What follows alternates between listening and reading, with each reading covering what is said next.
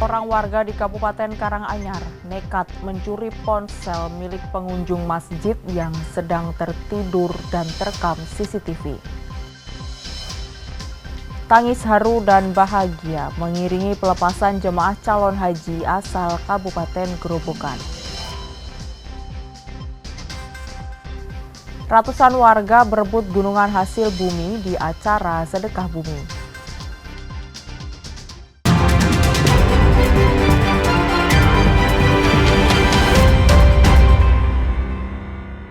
Saudara, bagaimana kabar Anda? Semoga selalu sehat. Selain 3 informasi tadi, sejumlah informasi menarik lainnya akan kami hadirkan untuk melengkapi Kompas Jateng pagi ini. Selama 30 menit ke depan, Kompas Jateng menyajikan informasi independen dan terpercaya seputar Semarang, Jawa Tengah, dan Yogyakarta. Bersama saya, Novelia Hasanah.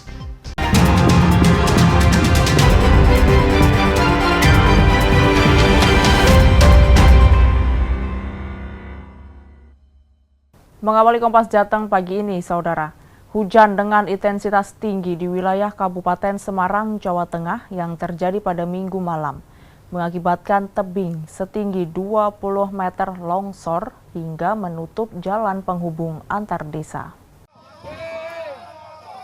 Warga dibantu sukarelawan serta TNI berupaya membersihkan material longsor dengan alat seadanya lantaran alat berat belum bisa masuk ke lokasi. Kejadian longsor sudah beberapa kali terjadi hingga membuat resah warga yang berada tepat di bawah tebing. Akibat peristiwa ini, jalan penghubung antar desa tertutup material longsor. Kemudian ini menutup akses jalan utama jalan desa dari Rombongan ke Bertas. Jalan desa ya? Iya. Warga dusun Gembongan, Desa Brongkol, Kecamatan Jambu, Kabupaten Semarang, Jawa Tengah, terpaksa harus menggunakan jalur alternatif lain. Hendro Teguh Prastowo, Kompas TV, Kabupaten Semarang, Jawa Tengah. Sementara itu, hujan deras yang mengguyur kota Semarang mengakibatkan talut, ambrol, dan menimpa 2 rumah warga yang berada di bawah talut.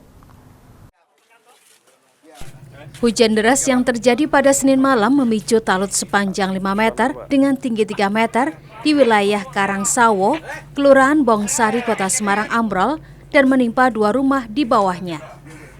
Sementara bangunan talut yang ambrol ditutup menggunakan terpal oleh petugas BPBD Kota Semarang agar tidak terjadi longsor susulan dan mencegah kerusakan lebih lanjut saat turun hujan. Kan pada tidur semua, nggak tahu kayak suara gemuruh gitu. Gemuruh gitu terus kalau udah bangun semua terus aku kaget lihat keluar udah longsor kayak gitu. Itu suasana hujan atau bagaimana, Bu? Udah nggak hujan. Malamnya yang hujan dari jam 8 loh itu sampai malamnya hujan terus deras nggak berhenti. Petugas BPBD Kota Semarang mengaku ambrolnya talut dipicu oleh saluran air dari rumah warga yang mengalir langsung ke bangunan talut. Tanah longsor di Bongsari dari BPD penanganan awal dipasang terpal dulu untuk mengurangi resiko yang bertambah parah lagi. Nanti untuk selanjutnya dari kantor ada tim survei lagi untuk menghitung berapa kerugiannya. Ini tadi dicek permasalahannya di saluran air belakang rumah dan itu ternyata ada saluran yang tidak sesuai dengan sebenarnya, jadi itu meresap ke dalam tanah yang di dalam rumah. Takutnya nanti itu bisa menggerus tanah yang di bawah rumah itu sendiri. Meski tidak ada korban jiwa maupun luka-luka, warga yang tinggal di atas bangunan talut yang ambrol memilih untuk mengungsi karena ditakutkan akan terjadi longsor susulan. Heri Widodo, Kompas TV, Semarang, Jawa Tengah. Kita beralih ke sorotan lainnya, Saudara. Seorang warga nekat mencuri ponsel milik pengunjung masjid yang sedang tertidur.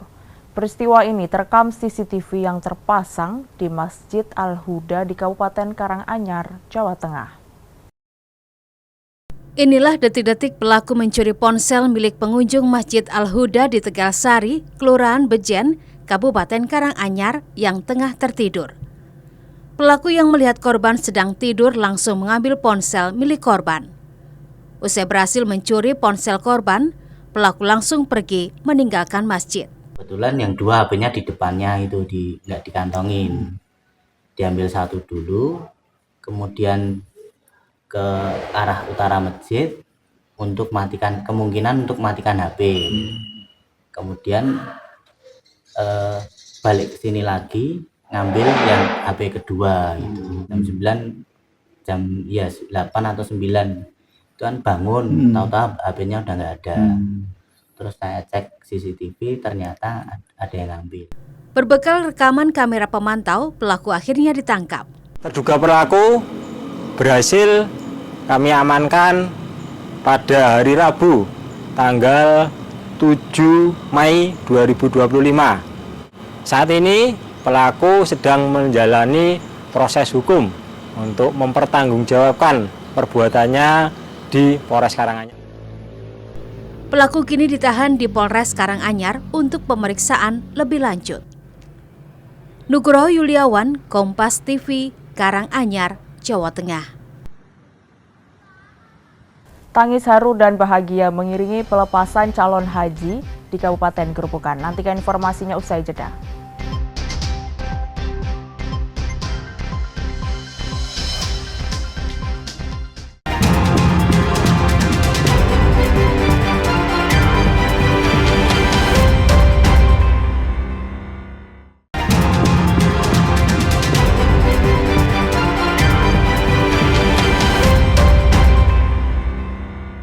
لبيك اللهم لبيك لبيك لا شريك لك لبيك إن الحمد والنعمة لك والملك لا شريك لك.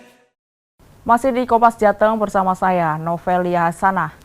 Sebanyak 892 jemaah calon haji asal Kabupaten Gerobokan, Jawa Tengah diberangkatkan ke Asrama Haji Donohu dan Boyolali. Suasana haru dan bahagia mengiringi pelepasan jemaah calon haji berangkat ke Tanah Suci. Tangis haru dan bahagia dari keluarga mewarnai pemberangkatan 892 calon haji asal Kabupaten Gerobokan menuju Asrama Haji Donohu dan Boyolali, Jawa Tengah. Jemaah calon haji akan menjalani proses karantina dan persiapan akhir di Asrama Haji Donohu dan Boyolali sebelum berangkat ke Tanah Suci. Calon haji akan menjalani pemeriksaan kesehatan dan dibekali pengetahuan perihal rukun dan tata cara ibadah haji melalui rangkaian manasik haji yang telah digelar sebelumnya. Menyikapi saat ini di Saudi Arabia masih dilanda cuaca ekstrim, calon haji yang 60% adalah warga lansia diimbau untuk tetap menjaga kesehatan dan cukup minum. Calon haji juga diminta untuk tetap mengenakan identitas selama menjalani ibadah haji, saling menjaga, dan meminta bantuan kepada petugas yang mengawasi dan mendampingi jemaah calon haji sejak keberangkatan hingga pelaksanaan ibadah haji di Mekah dan Madinah. Alhamdulillah kami sudah diberikan masukan dan pengecekan dari pihak dinas kesehatan. Rasanya kemarin dikasih belangko apa-apa saja yang dibawa untuk ketahanan fisik di sana sudah diberikan rekomendasi obat-obat yang dikasih. Nah, arahan dari pihak dinas kesehatan sudah kami sampaikan kepada beberapa jamaah haji.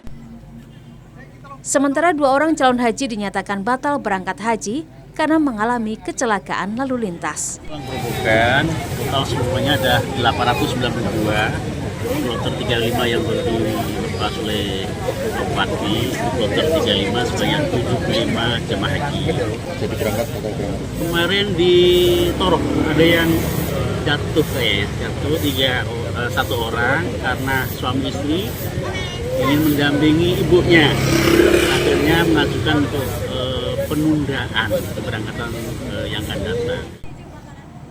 Sebanyak 892 jemaah calon haji asal Kabupaten Gerobokan ini terbagi dalam 4 kloter, yakni kloter 35, 36, 37, dan 38. Rifai Handoko, Kompas TV, Gerobokan, Jawa Tengah.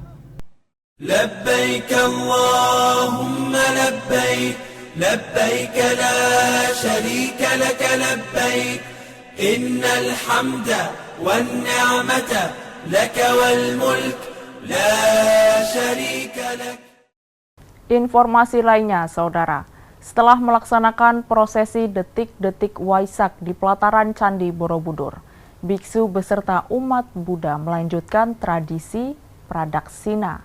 Tradisi ini menutup seluruh rangkaian Trisuci Waisak. Pradaksina adalah tradisi berjalan mengitari Candi Borobudur searah jarum jam sebanyak 3 kali dan dilakukan oleh para biksu hingga umat Buddha. Dalam prosesi Pradaksina disertakan pula relief Buddha di barisan terdepan. Pradaksina merupakan bentuk meditasi dengan cara berjalan penuh kesadaran, fokus, hingga konsentrasi. Di mana tradisi Pradaksina ini menjadi penutup rangkaian prosesi Hari Raya Trisuci Waisak 2569 BE di tahun 2025. Sehingga setiap aktivitas, setiap perbuatan harus dipenuhi dengan pikiran penuh. Itulah tujuan dari meditasi, karena di dalam meditasi sendiri ada meditasi berjalan, ada juga meditasi duduk, atau boleh dibilang meditasi bergerak atau meditasi diam. Penutupan acara seluruh rangkaian acara Waisak Nasional ini akan ditutup dengan Pradaksina mengelilingi Candi Borobudur sebanyak 3 kali. Sebelum tradisi Pradaksina digelar, pada Senin malam, para biksu dan umat Buddha mengikuti puncak peringatan detik-detik Waisak di Candi Borobudur. Pesan Waisak tahun ini, tingkatkan pengendalian diri dan kebijaksanaan mewujudkan perdamaian dunia. Biksu dan umat Buddha membaca parita suci dan tepat pukul 23.55 waktu Indonesia Barat, gong dipukul sebanyak 12 kali, pertanda detik-detik Waisak, di mana selanjutnya biksu dan umat Buddha juga melaksanakan meditasi yang dipimpin Bante Wongsin Labiko. Detik-detik Waisak merupakan momen penting bagi umat Buddha karena menggambarkan 3 peristiwa, yakni kelahiran, kematian, dan perjalanan menuju kesempurnaan bagi Sang Buddha Gautama. Agung Bayuaji, Kompas TV, Magelang, Jawa Tengah. Sementara itu, Saudara, ribuan lampion menghiasi langit Candi Borobudur di Kabupaten Magelang, Jawa Tengah. Pelepasan lampion merupakan salah satu dari rangkaian perayaan Hari Raya Trisuci Waisak. Ribuan lampion Waisak diterbangkan oleh biksu, umat Buddha dan masyarakat di marga utama Kompleks Candi Borobudur di Kabupaten Magelang, Jawa Tengah. Lampion-lampion ini didatangkan dari Thailand untuk perayaan Hari Raya Trisuci Waisak. Bagi umat Buddha, menerbangkan lampion sebagai simbol melangitkan doa dan harapan. Sebanyak 2.569 lampion sesuai dengan tahun Buddhis era diterbangkan dalam prosesi Waisak. Akhirnya kita sama-sama terbangin, jadi mengharukan ya, magical ya, indah ya. Ini baru pertama kali, dan untuk teman-teman yang belum pernah coba, ini salah satu experience yang harus dicoba sih sekali seumur hidup, karena se-worth it itu, sebagus itu. Karena pas nunggu capek ya, terus lelah ya, cuman pas terbangin kayak semuanya terbalaskan, worth it sih. Doanya apa Mbak tadi? Doanya yang jelas, yang pertama buat keluarga ya, semoga keluarga sehat selalu, berbahagia semua. Terus buat orang tersayang, terkasih, dan terakhir semoga untuk seluruh umat di dunia, semoga selalu ada perdamaian aja sih. Saat lampion dinyalakan di malam hari menjadi wujud kesiapan umat Buddha untuk menyalakan cahaya perdamaian. Prosesi ini juga melambangkan optimisme akan datangnya masa depan yang lebih cerah. Agung Bayuaji, Kompas TV, Magelang, Jawa Tengah. Ratusan warga berebut gunungan hasil bumi dari acara sedekah bumi. Nantikan informasinya usai jeda.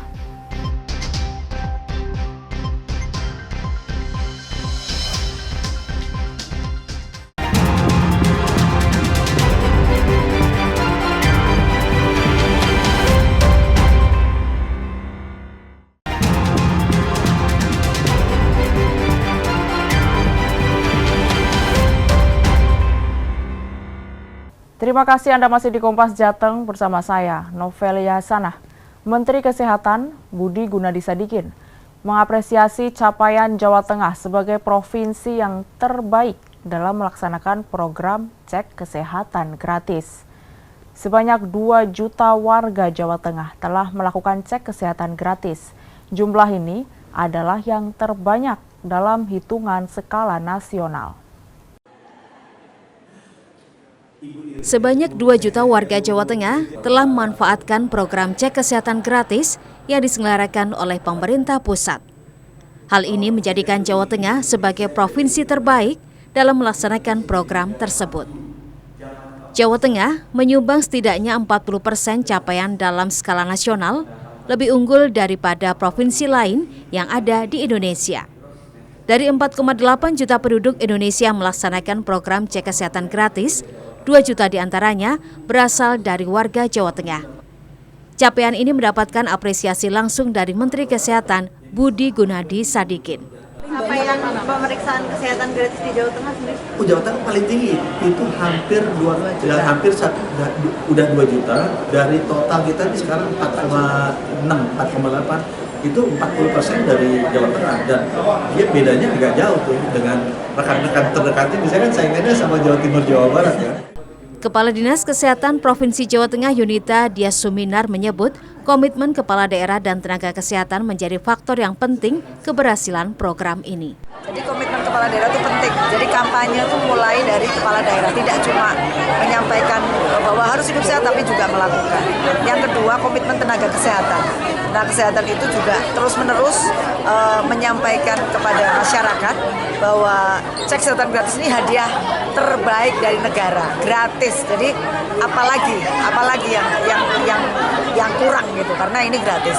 Yang ketiga, tentu ketika kita bicara kampanye, campaign itu tidak hanya dengan media sosial, tetapi ketika kita di desa, itu kita mengajak kepala desa, camat, kemudian kader, mereka kita ajak untuk tahu PKK, ya. PKK itu kan orang yang sangat dipercaya.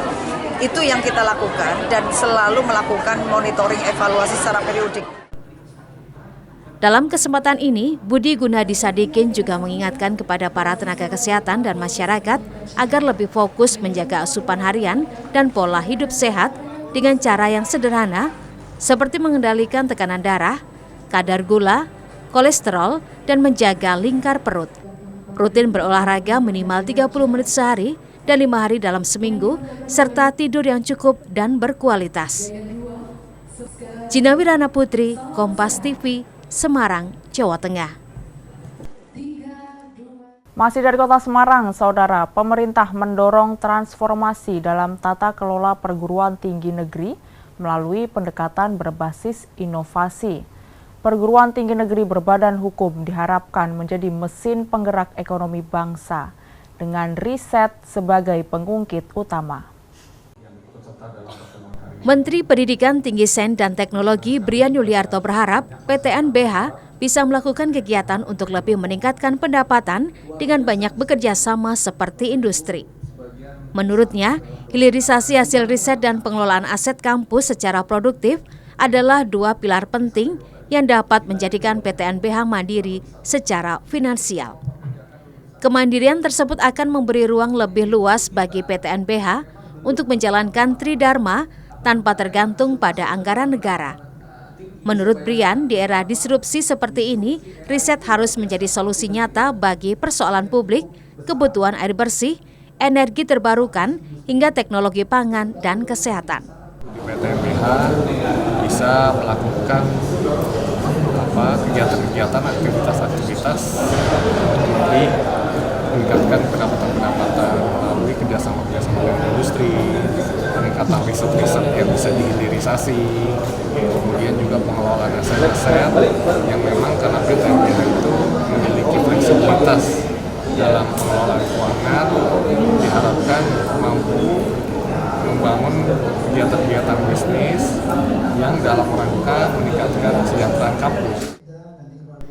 Sementara itu, Ketua Majelis Wali Amanat Universitas Diponegoro, Muhammad Nasir memberikan contoh konkret hilirisasi riset yang kini menjadi model nasional yaitu keberhasilan Undip mengembangkan teknologi desalinasi air laut menjadi air layak minum. Mungkin Anda sekalian pernah mendengar masalah penyediaan desalinasi air laut itu yang bisa diminum. Nah itulah yang harus sekarang Riau udah minta juga pada Provinsi Riau. Ya Provinsi luar Jawa lah yang banyak itu meminta pada Prof. Rapat kerja ini menjadi panggung penting untuk merumuskan arah baru pendidikan tinggi Indonesia. Semua yang hadir menyepakati bahwa pendidikan tinggi Indonesia harus berani berubah dari birokratis menjadi inovatif, dari konsumtif menjadi produktif. Senat Puji, Kompas TV, Semarang, Jawa Tengah. Informasi lainnya, saudara, ratusan warga di Kabupaten Grobogan, Jawa Tengah berebut gunungan hasil bumi dalam tradisi sedekah bumi.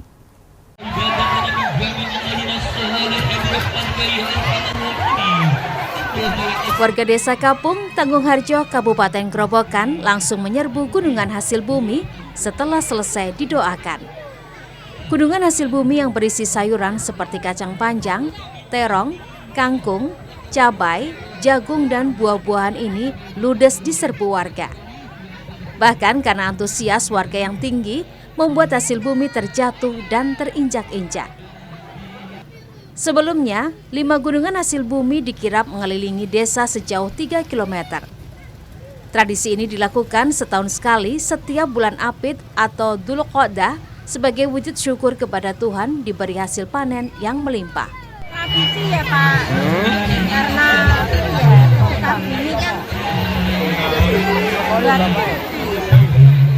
biar tambah Kapung melaksanakan kegiatan sedekah bumi, kegiatan yang menjadi rutinitas untuk desa kami, yaitu kita mengucapkan rasa syukur apa yang sudah kita dapatkan, mendapat rezeki dari Allah SWT, kita wujudkan dengan agenda sedekah bumi. Lewat tradisi sedekah bumi ini diharapkan warga desa Kapung diberi keberkahan, keselamatan, dan sepanjang tahun hasil panen selalu melimpah. Rifai Handoko, Kompas TV, Grobogan, Jawa Tengah. Informasi tadi sekaligus mengakhiri Kompas Jateng hari ini. Saya Novelia Sanah, mewakili kerabat kerja yang bertugas, mengucapkan terima kasih atas perhatian Anda. Selamat mengikuti acara kami selanjutnya di Kompas TV, independen, terpercaya. Sampai jumpa.